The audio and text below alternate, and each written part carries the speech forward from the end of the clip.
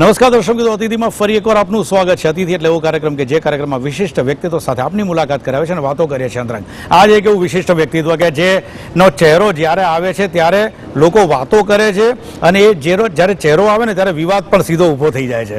हमारी साथ है जो डॉक्टर एमएस जी, आपका स्वागत है. बहुत जी जी बहुत बहुत आशीर्वाद. पहली बात तो जो मैंने शुरू में इंट्रोडक्शन दिया कि जब भी ये चेहरा दिखता है ना तो लोग कहीं ना कहीं कुछ चर्चा करने तो लगते ही है, यानी कुछ ना कुछ ऐसा तो करना ही है, चांद लाइमलाइट में रहना ही है.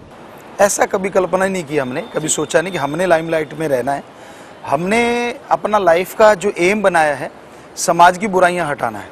समाज में जितना भी बुरा, चाहे वो ड्रग है, वेश्यावृत्ति है, जितने भी बुरे कार्य हो रहे हैं कि उनको हटाना है और वेदों के प्रकाश में कि हमारे जो धर्म है उनका प्रकाश देंगे तो ये अज्ञानता हटेगी और लोग सुधरेंगे. ओके, ये धर्म की बात आपने बताई. धर्म का मार्ग मेरे हिसाब से कई लोग होते हैं ना कि जो बचपन से ही यहीं पे जुड़ जाते हैं, लेकिन आपके किस्से में कुछ ऐसा हुआ कि एक अरसे के बाद आपने इस लाइन को पकड़ा था? नहीं नहीं नहीं, हम बचपन से ही हैं. हम 5 साल के थे जब गुरुजी से जुड़े हैं और 5 साल के ही हमने गुरु मंत्र लिया था और तब से हम 2-2 घंटे लगातार अभ्यास करते रहे. हमारी रुचि रही भगवान की भक्ति में. दूसरा था गेम्स में. हम 32 नेशनल गेम खेलते हैं, आज भी खेलते हैं. एग्रीकल्चर के हम लाइक के साइंटिस्ट हैं, तभी एग्रीकल्चर में कोई किसान के घर में पैदा हुए एक जमींदार के, तो नेचुरली ये था. ये हमारी रुचियां थी विशेष, और साइंस में भी रुचि थी. लेकिन जब गुरुजी के पास आए हम 23 साल के थे, तो उन्होंने जब गुरुगद्दी पे बिठाया हमें अपने बराबर और ये बोला कि सभी धर्मों का रिसर्च करो, तो हमने फिर हमारे पवित्र वेद गीता, रामायण, महाभारत और कुरान शरीफ, कुरान मजीद, सिख धर्म की पवित्र गुरबाणी, ईसाई धर्म की पवित्र बाइबल, शेख फरीद, नामदेव, धन्ना भक्त, रविदास जी, सब पे रिसर्च किया. हम 10 तक पढ़ पाए, ज़्यादा नहीं, क्योंकि हमारे फादर ने हमारी शादी की, फिर गुरुजी ने बुला लिया. और पर रहे नॉन मेडिकल के स्टूडेंट जब तक हम पढ़े 9th में, तब नॉन मेडिकल लगता था. तो ये हमारे बचपन का था कि हम बचपन से ही भगवान की भक्ति को ही नंबर 1 मानते थे और आज भी वैसा ही मानते. लेकिन नॉर्मली जो भक्ति का अभी तक जो भी मार्ग जिन्होंने पकड़ा है तो बहुत अलग तरीके से उन्होंने अपनी बात लोगों में कुछ ट्रेडिशनल वे में ही रखी थी. आपने कुछ हटके करके लोगों को क्या चाहिए, उनको जो पसंद है उसी कटोरे में, पसंदी वाले कटोरे में वही चीज रखी. ये चेंज सीधा तो नहीं होता, अंदर से ही कुछ पहले से पड़ा होगा कि यार देना है ना तो कुछ इस तरह दो लोगों को सीधा एक्सेप्टेबल लगे. जी बिल्कुल बिल्कुल, आपने जो कहा. जब हमने वेद पढ़ रहे थे तो वेदों में हमने सर्च किया, संतों का कोई कोड नहीं होता, कपड़ों का ड्रेस कोड नहीं होता, ये हमने वहां पढ़ा. तो सोचा कि अच्छा ऐसा भी है. हर धर्म में पढ़ा, वहां भी ऐसा कुछ नहीं आया कि ऐसे ही कपड़े पहनने से भगवान मिलता है. वहां तो एक ही चीज है, अगर आपका विचार शुद्ध, आप कोट पैंट में है तो आपको मिल जाएगा. अगर विचार शुद्ध नहीं है तो मैं गेरुआ पहनूं, हरा पहनूं, सफेद पहनूं, नहीं मिलने वाला, नहीं पड़ता, कोई फर्क नहीं पड़ता. तो जब ये पढ़ा हमने कहा ठीक है, ये भी एक बहुत बड़ी शिक्षा है.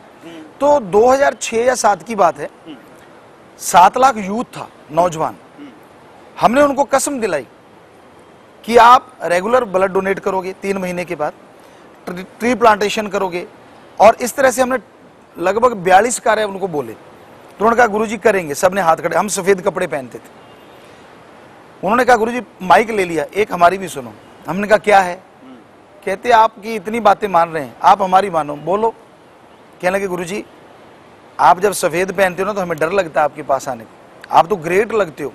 हम चाहते हैं कि आप यूथ की तरह पैंट शर्ट पहनो, हमारे जैसे ही लगो, हमारे जैसे लोगो, और हमारे बीच में गाओ, और आप गा सकते हो, हमें पता है गाते हो आप.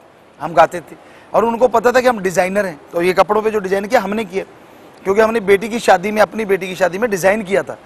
तो वो बड़े खुश हुए जब हमने कहा कि ठीक है, अगर आप इतना काम हमारे लिए, समाज के लिए करोगे तो हम आपके लिए कपड़े नहीं पहन सकते, पर जब सत्संग करेंगे तो वही सफेद पहनेंगे, अदरवाइज हम हमेशा यही पहनेंगे. तो इसलिए हमने ये कपड़े पहनने शुरू किए. लेकिन जब भी बदलाव लाने की बात कभी भी आती है पूरे विश्व में तो लोग सामने आवाज उठाने लगते हैं और यहां तक कि उनको कॉर्नर करने की भी कोशिश करते हैं, कुछ ना कुछ तरीके से उनको डिस्टर्ब किया जाए. ऐसी भी बहुत दिक्कतें आपको सामने करनी पड़ी. हाँ, यहाँ तक कपड़ों की बात आई तो इस पे भी आया.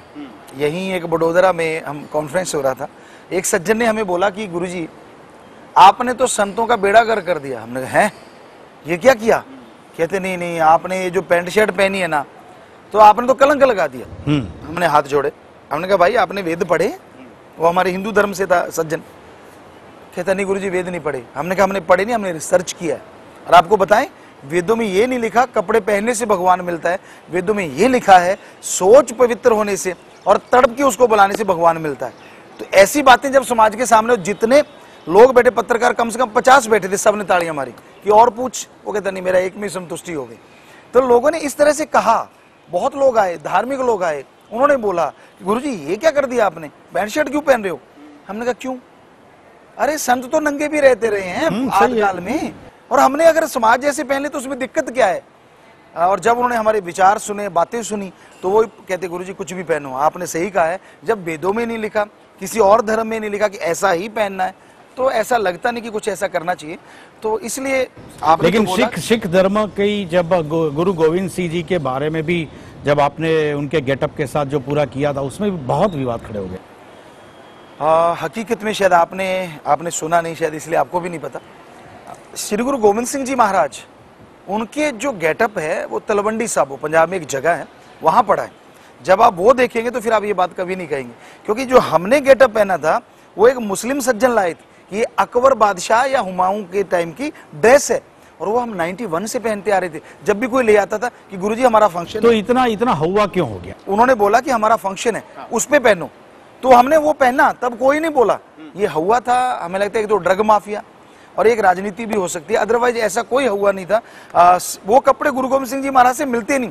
जब सारे 4 धर्मों के लोग हमारे पास आए, हमने टोपी पहनी हुई थी, वो दंग थे कि पगड़ी तो है ही नहीं, हमने बेल्ट बांधा हुआ, तो कहते कमाल है आपके तो बेल्ट है। तो उनमें एक मुस्लिम सज्जन थे, इमाम, सारी जितनी भी मस्जिद है, वो कहना गुरुजी अगर ऐसी बात है तो मैं ये टोपी लाया हूं, हमने कहा पहना दे, तेरे को शक न रहे। उसने झट से पहना दिया, कहता मान गया, आपको कोई देता है आपका प्यार करने वाला तो आप पहन लेते हो। हमने कहा पॉप के लोग आए थे, उन्होंने हमारे वो पहना दिया। अब पहनने को क्या है, कोई भी पहन सकते हैं, अंदर भावना शुद्ध होनी चाहिए। तो हमने कहा हम तो श्री जो गुरु गोविंद सिंह जी महाराज हैं, उनके बराबर तो क्या, उनके पाँव के बराबर भी नहीं समझते, हम तो एक सेवादार हैं। लेकिन एक हुआ तो मचा था, लोगों ने विरोध भी किया था। अगर आपने बताया कि ये बात जो अभी तक लोगों को नहीं मालूम था वो आपने बताई, तो इसमें ये भी उजागर कर दीजिए कि जो समाधान हुआ था, कॉम्प्रोमाइज हुआ था, उसमें ये भी बात हुई थी कि अक्षय कुमार के घर हुआ था, ये भी बात क्या सही है? नहीं, 100% गलत। ऐसा कोई हमारा हुआ ही नहीं, कहीं नहीं हुआ। हाँ, वहाँ जब ये मुद्दा उठा था तो बहुत पूरी दिल्ली से डिश आई थी, गाड़ियाँ आई थी, पत्रकार आए थे। तो हमने उनसे कहा कि अगर किसी को भी लगता है, फिर भी लगता है, पहले तो तलवंडी साहबों में जाके देखिए। आपने वो भी लिखा था लेटर में कि शायद आपकी गलत फहमी हुई है। जी जी जी, ये लिखा था। दैट वाज योर वर्ड कि आपकी गलत फहमी हो सकती है। हाँ, हमने ये लिखा, समझने में शायद आपने कुछ गलती की है। जी जी, हमने यही बोला था कि अगर किसी को फिर भी गलत फहमी है और फिर भी वो यही कहते कि नहीं जी, तो फिर भी हम श्री गुरु गोविंद सिंह जी महाराज से क्षमा चाहते हैं। अब जिनके अगर आपको लगता है तो वो कहते नहीं आप आदमियों से, हमने कहा गुरु गोविंद सिंह जी महाराज से ज्यादा क्या, उससे बड़ा और कौन हो सकता है। यहाँ रोकता हूँ, वक्त हुआ छोटे से ब्रेक का। दर्शक मित्रों, विराम बाद बात करीशु बीजा तबक्कानी।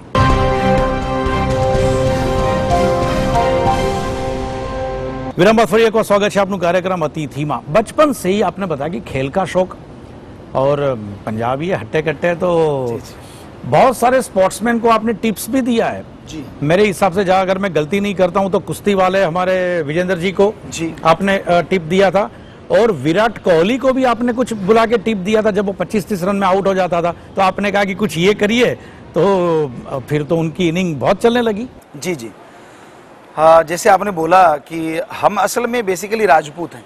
हमारा जो महाराणा प्रताप हैं उनके भाई की औलाद है हमारा वंशज। हम आत्मकथा लिख रहे थे तो पता चला, और वो वंशज जाके श्री राम जी से मिलता है। हम श्री राम जी के वंशज हैं। तो गेम्स की बात, हम बहुत ज़्यादा गेम खेलते, 30 गेम नेशनल हम खेलते हैं आज भी। तो विराट कोहली की बात, वो पहले भी आया हमसे पूछने, लेकिन हमें शायद वो खेला वहाँ देखा, पर 2010 में वो आया। उसकी वीडियो आप चाहेंगे तो आप ले सकते हैं अपने चैनल पे चलाना। 2010 में वो आया, हमसे गुरुमंत्र लिया, और कि गुरुजी कैसे पावर आते हैं, हमने उसको समझाया कि ये चीज़ें। उसके साथ शिखर धवन था, नेहरा था, उन्होंने भी गुरुमंत्र लिया। शिखर धवन और इसने ग्राउंड में एक बात पूछी कि गुरुजी हम 30 बनाते हैं या 40 तो आउट हो जाते हैं। शिखर धवन तो ये भी कहने लगा मैं बूढ़ा ना हो जाऊं गुरुजी, कि मेरी एज हो गई, और ये कहने लगा मैं अभी शुरुआत है मेरी। तो हमने कहा बेटा, इसको बोला विराट को, ये कुरकुरे खा रहा था, हमें एक एक सीन याद है क्योंकि हमारी याददाश्त ऐसी है ईश्वर की कृपा से।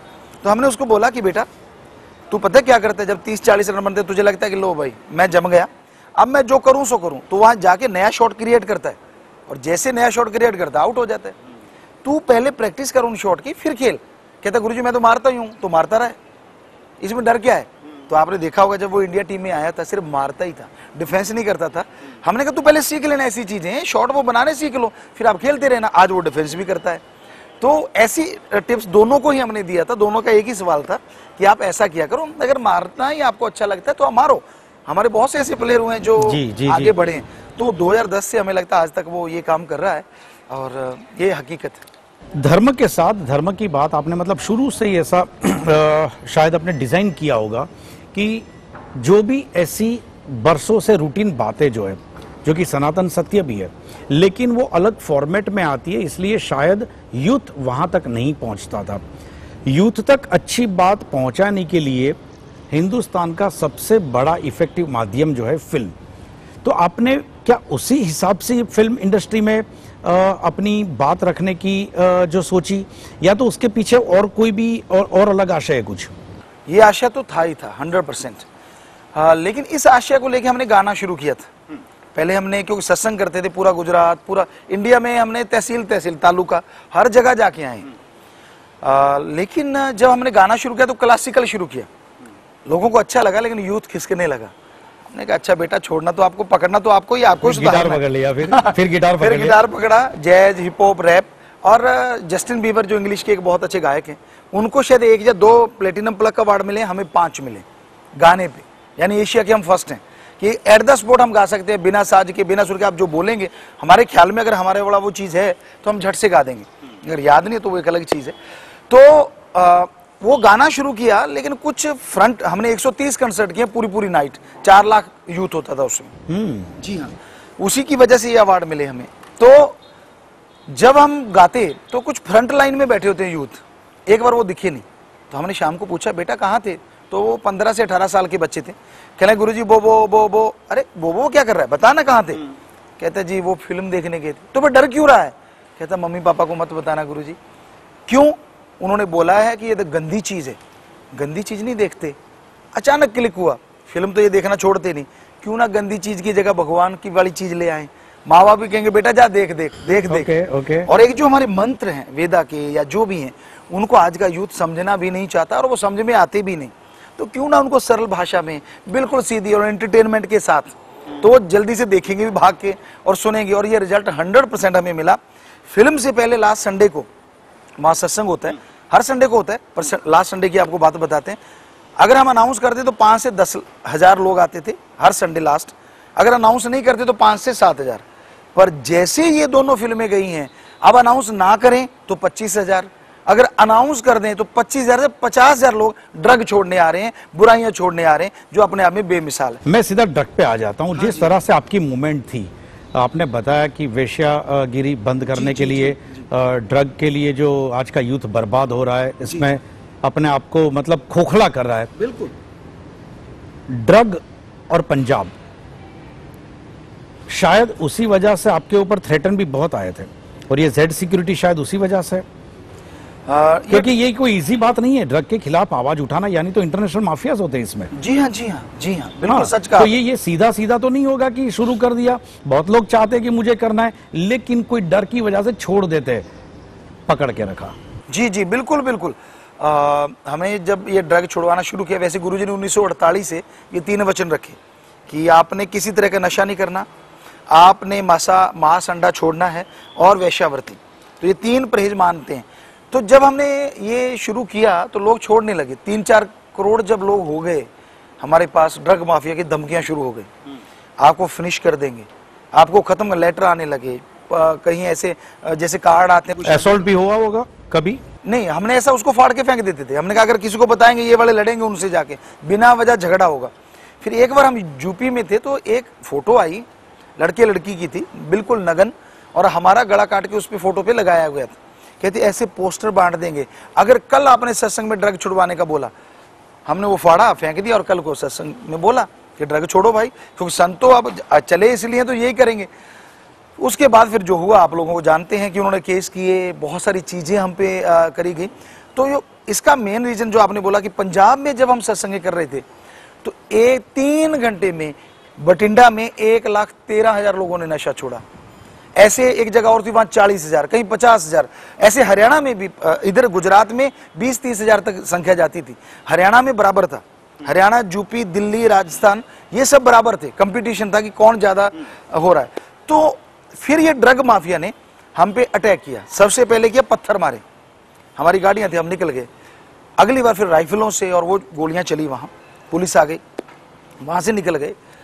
फिर तीसरी बार जो अटैक हुआ, क्योंकि जब गोलियां चली तो हमें जेड सिक्योरिटी सरकार ने दी। तीसरी बार जेड सिक्योरिटी के होते हुए भी उन्होंने हम पे 3 kg RDX मारा। और जो इंजन था वो 40 फीट ऊपर चला गया।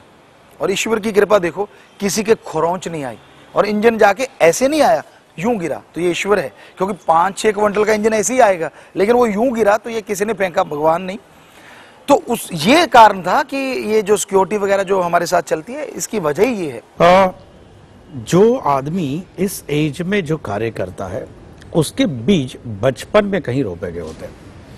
बचपन का कोई ऐसा किस्सा बताओ जो आज तक शायद आपने किसी के साथ शेयर नहीं किया हो। कोई ऐसा किस्सा कि जहां से वो जो किस्सा जीवन भर नहीं भूल सकते, और वो आज की तारीख में भी रटे रखा है कि यस, ये जो हुआ था मेरे साथ, या तो ये होने ही नहीं देना है, या तो जो हुआ है उसे मैं पकड़ के चलूंगा। हमें लगता है सबसे बढ़िया किस्सा तो यही था कि हम 5 साल की उम्र में जब गुरुजी से मिले। वो एक ऐसा किस्सा था जो हमने कम ही शेयर किया है, कि जब गुरुजी से मिले और उनको जाके बैठ के देखा, तो हमें उनमें जो प्रकाश दिखा, जो एक लाइट दिखी, और उन्होंने जो वाणी बोली कि मैं ये शब्द देता हूँ आपको, वेदों का ये मंत्र है, सर्वधर्म का है, क्योंकि वेदों का बोल दिया तो समझिए सर्वधर्म है। तो जब उन्होंने वो बात बोली, और ऐसा लग रहा था कि जैसे फूल बिखर रहे हों, मतलब एक खुशबू आ रही थी। हम 5 साल के बच्चे थे, इतने अट्रैक्टिव हुए कि उसके बाद उस भक्ति में लग गए। गुरुजी ने बोला अगर आप भक्ति करोगे तो आप सब भी ये हासिल कर सकते हो। तो हम ट्रैक्टर चलाते सारी रात, 7 साल के हम ट्रैक्टर चलाने लग गए थे। ऊपर से नहीं दिखता था, यूं देख के चलाते साइड से, क्योंकि ऊपर से दिखते छोटे थे। तो हमारे फादर साथ बैठते, लेकिन जब उन्होंने देखा कि ये तो परफेक्ट है, उन्होंने छोड़ दिया। सारी रात चलाते 4 बजे तक, उसके बाद 3-4 घंटे सोते, जो आज भी वैसा ही है। तो उस समय हम भगवान की भक्ति में लीन हो जाते, ट्रैक्टर चलाते रहते, आंखें खुली रखते, और जुबान पे वो चलता रहता, और यूं लगता कि चारों तरफ वही बरसात हो रही। तो जो गुरुजी के साथ पहली मुलाकात हुई, वो जीवन भर आप भूल नहीं सकते, कभी नहीं। रोकूंगा यहाँ पे। अगेन वक्त हुआ है छोटे से ब्रेक का। दर्शक मित्रों, समय થયો છે વિરામનો। અંતિમ તબક્કાની વાતો કરીશું એક બ્રેક બાદ।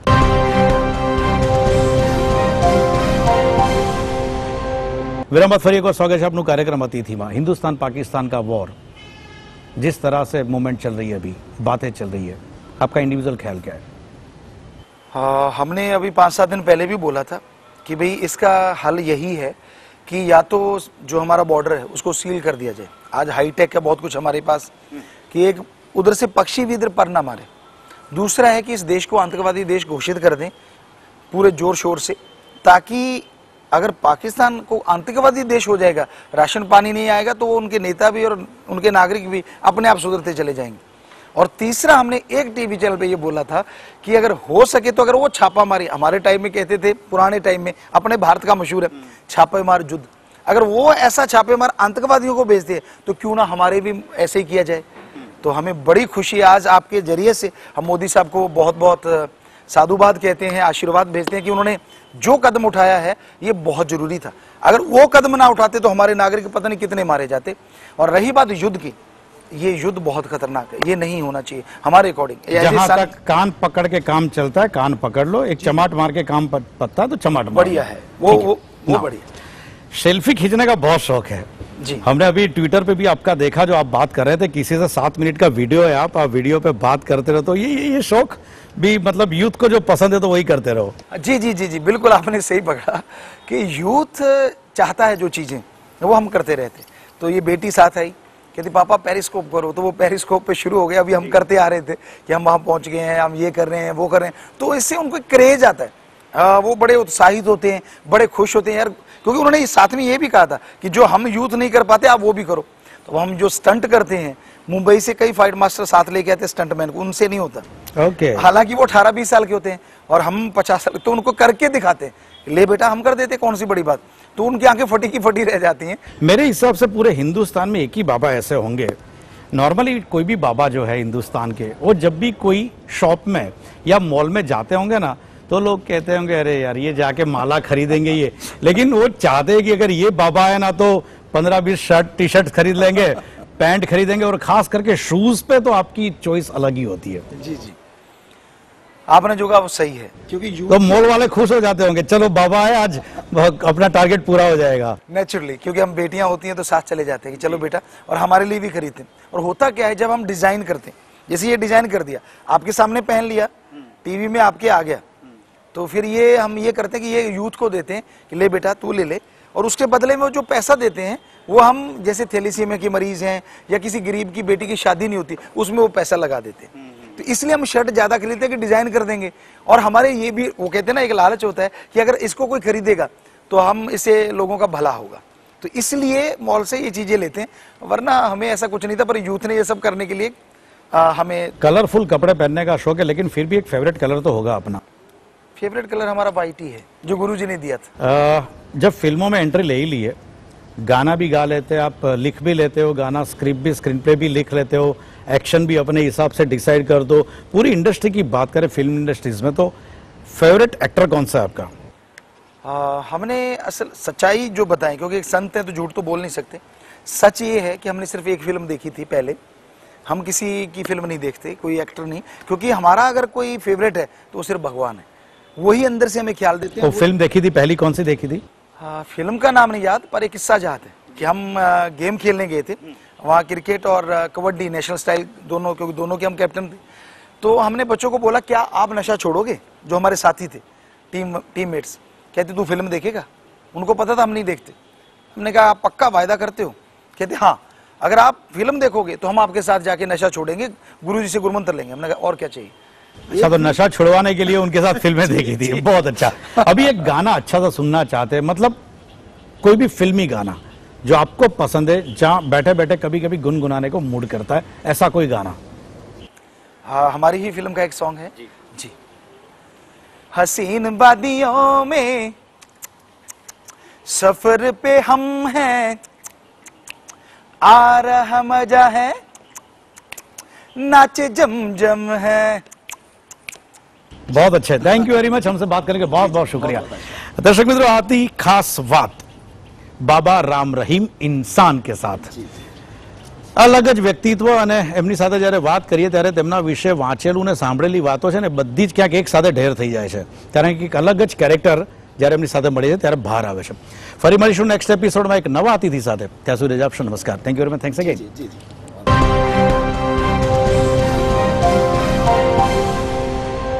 हाँ, देवांग भट्ट के साथ ये अतिथि जो शो है हमें बहुत ही पसंद आया, क्योंकि इन्होंने जो सवाल पूछे हैं, अगर ऐसे सवाल पूछे जाएं तो समाज को पता चलता है असलियत क्या है। ये हर कैरेक्टर के साथ ऐसे ही सवाल पूछते रहें, हमारे समाज को पता चले कि जो कैरेक्टर बैठा है वो है कौन, और जो बैठने वाला है कम से कम वो सच जरूर बोले, ताकि ये जो असलियत सामने लाना चाहते हैं वो समाज के सामने आए। बस इन सबको बहुत आशीर्वाद, इनके इस प्रोग्राम को आशीर्वाद, और भट्ट साहब को भी बहुत आशीर्वाद।